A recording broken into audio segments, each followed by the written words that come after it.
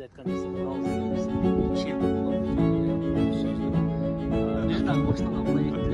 iki, üç cumanın içinde ele başlaganda birinci işleribизди кытайдан казактарын казып атат, кытайларын казып атат, Кытай чоңоюп атат. Тетиги Россияда тебир толтура.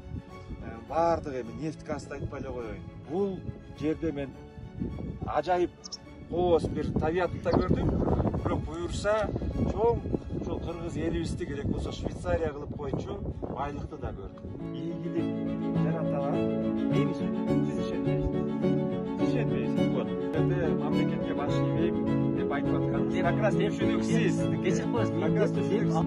Бирок кыргыз эли Жерге дагы бул жер кең менен кыргыз эли буга чейин жыргаганы менен жер үстүндө адам ресурстарын өзү пайдаланбай коет. Жер астында касылган бул иштен жакшы эмес. Мени иштетпей жер иштеткен жакшы эмес. Анан могу суулардын сиз көрүп келатасыздар аны. Канча суу кечтиңиз, ошонун баардыгын арын дарыясына куюлат. А ушул суунун баардыгы кийин иштелгенде бүт баары жабы токтойт да, же болбосо булганы.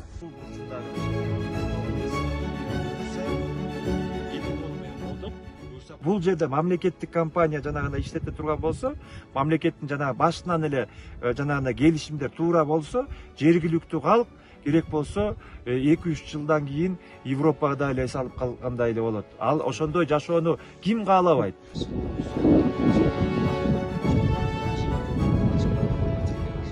Ошол эле пункттөрдү алдык деп тышкалап атабы, пункттөрдүн пайдасы жөнүндө, каяка кетип атканы, эмне болуп аткандыгы тууралуу бир дагы ачык маалымат жок да. Пункттөр элге иштелгенден кийин жетимтоонун иштешине эл иштеген эмес. Ишенбейт. Бул баягы эле манипуляция, баягы эле алдоо, баягы эле мындайча айтканда тилемизүү.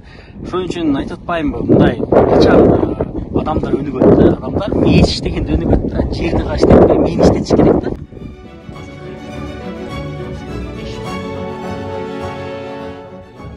Бардыгы эле ушундай карама каршы эмес.